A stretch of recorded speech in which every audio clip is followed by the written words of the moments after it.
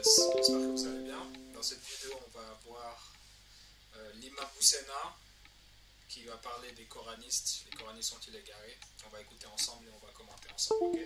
Allons-y. Dans la conviction est-ce que les coranistes sont dans le haram? La fameuse question du coraniste. Oh là là, ça demande du temps. Ça demande du temps. Nous, musulmans, considérons que nos sources, c'est le Coran et la Sunna. Le Coran et la parole du prophète sallallahu alayhi wa sallam. C'est ce sur quoi sont d'accord tous les savants. Euh, alors, on pourrait citer un certain nombre d'arguments. La première des choses, c'est que la manière dont le Coran ou le Karim, dont le Coran nous a été transmis, la chaîne de transmission par laquelle il nous a été transmis, c'est la chaîne de transmission par laquelle les hadiths, les paroles du prophète sallallahu alayhi wa sallam nous sont arrivées. Donc celui qui vous dit oui, je crois en Coran mais je ne crois pas en la Sunna, bah, le Coran il est arrivé par quel chemin? Parce que une fois j'ai eu un débat comme ça avec quelqu'un qui disait non, le Coran seulement. Et puis j'ai posé la question à cette personne en lui disant oui, mais prouve-moi que le Coran est véridique. Comment est-ce qu'il nous est arrivé le Coran? Et cette personne a dit ben Dieu dit dans le Coran inna nahnu nazzalna dhikra wa inna lahu lahafidhun. Vous pouvez pas prouver A, vous pouvez pas utiliser un argument qui est contenu dans A si vous n'avez pas encore prouvé A.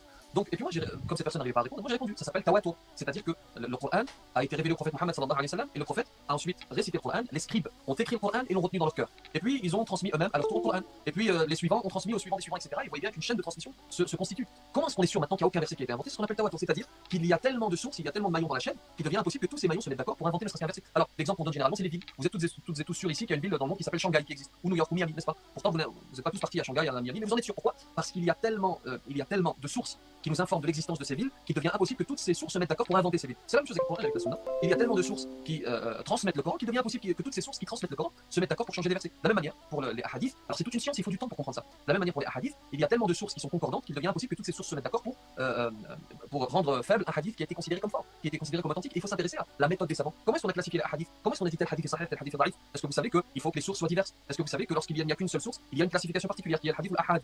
Est-ce que vous savez tout ça? Donc, en fait, il faut être de bonne foi des deux côtés. Il faut être de bonne foi du côté des coranistes et de nous qui sommes certains, bien sûr que nos sources sont le Coran et la Sunna. Et simplement, il faut regarder ce qui est dit et analyser avec sang-froid, de manière objective, sans avoir une thèse préconçue, sans chercher des biais de confirmation pour dire bah voilà c'est bon.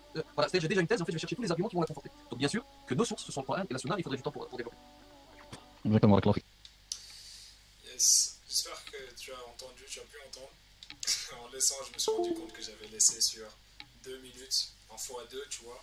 J'ai l'habitude de regarder les vidéos en x2, x1,5, mais je pense que ça a travaillé ton oreille et tu as pu entendre ce qu'il a pu dire. Il faut être honnête et je trouve qu'il a très bien parlé et il a bien mis en avant son point de vue parce que quand on l'écoute quand même, ça tient bien la route, tu vois. Mais on va essayer de commenter et je vais commencer en disant on n'est pas des coranistes. Il faut enlever ce terme-là. Coraniste, je sais pas quoi, parce qu'il y a des coranistes qui hallucinent aussi. Mais moi, je suis le Coran et je suis un musulman. Je ne suis pas un coraniste là. Mais ça, c'était pour clarifier cette partie.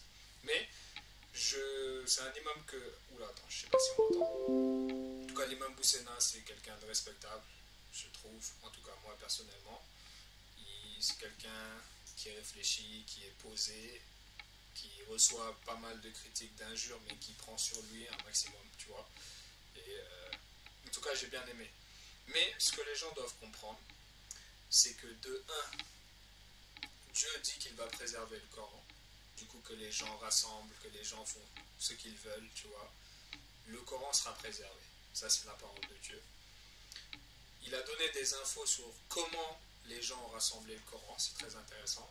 Et avec les hadiths, le fait que comment on en arrive à authentifier certains hadiths, parce que voilà, on n'authentifie pas des hadiths comme ça, de A à Z, etc. Enfin, on ne vient pas comme ça et dire oui, ça c'est authentique, ça c'est truc. Du coup, il y a une méthode bien précise, que moi j'ai pas forcément étudiée, mais il y a une méthode en fait pour bien sélectionner certains documents en fait. Ok. Mais là où les gens se trompent, et vraiment je mets cette position-là, je dis vraiment qu'ils se trompent en fait, c'est Dieu ne nous a pas demandé de rassembler les paroles du prophète en fait. Ça c'est ce que je veux que vous gardez dans votre tête. C'est bien, ok, ils ont rassemblé le Coran, on nous dit voilà, comme ça s'est passé, et puis ensuite les gens ont fait de même plus ou moins avec les paroles du prophète, tu vois. Même si c'est authentique en fait, j'ai envie de vous dire. C'est pour vous dire que même si leurs hadiths sont authentiques, que ouais, il y a une chaîne, il y a une ceci, qui vous a demandé en fait de rassembler les paroles du prophète et d'en faire quelque chose à côté avec le livre de Dieu? C'est la seule question que vous devez vous poser ici. Il n'y a pas une autre question. Franchement. Et je parie, enfin pas que je parie, mais je sais, même si les gens vont essayer de donner des versets, mais personne en fait ne peut donner un verset qui justifie le fait qu'on va rassembler les paroles du prophète pour suivre suivre ça comme guide à côté du Coran, nous qui ressortissons après le prophète, parce que c'est nous qui ressortissons après le prophète. Eux, ils n'avaient pas besoin de rassembler ces paroles. C'est le Coran qui venait et le messager qui donnait les versets du Coran.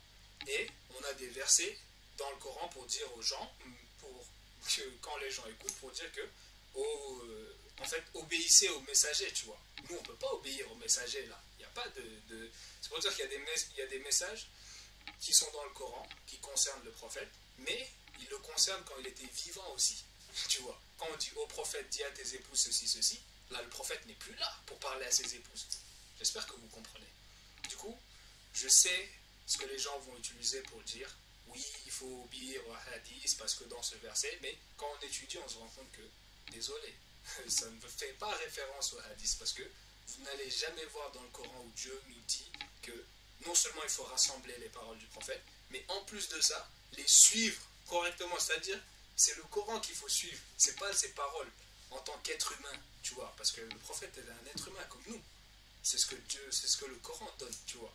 Du coup, il a donné le Coran, certes, mais c'est sûr et certain qu'il a eu son mode de réflexion. Il a eu des échanges avec des gens, des choses, tu vois, c'est un être humain. Durant sa vie, il n'y a pas que le Coran qui sort de sa bouche. Mais c'est pour vous dire que Dieu, là, ce qu'il donne, c'est le Coran. Ce qui concerne la vie du prophète ensuite, là, ça, c'est sa vie.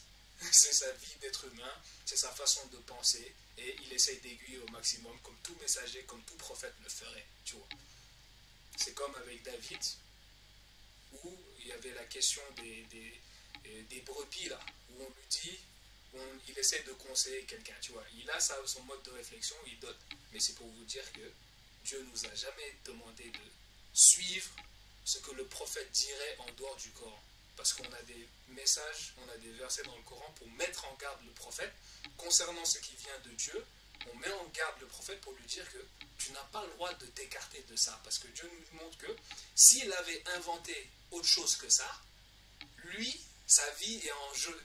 Tu vois, c'est dans l'autre là, il risque d'avoir de grosses conséquences pour lui.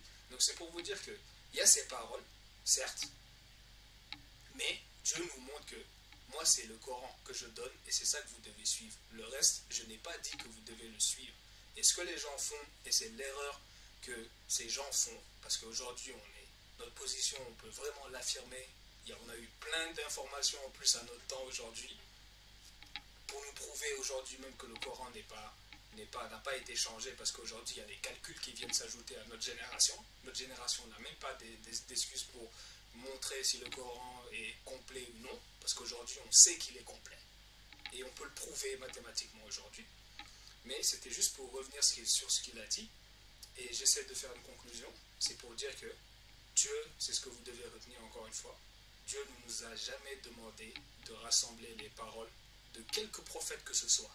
Tu vois, Dieu donne, c'est lui qui donne quelque chose, c'est pas nous en plus qui allons chercher ce que le prophète a dit et suivre ça d'une façon aussi religieuse, comme si ça appartenait au Coran. Là, on fait de l'association.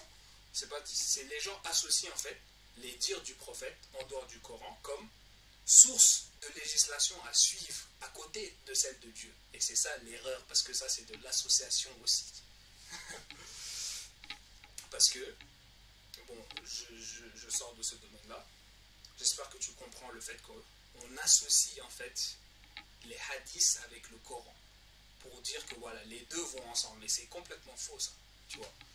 Mais c'est ça que je voulais vous partager et rebondir sur cette vidéo.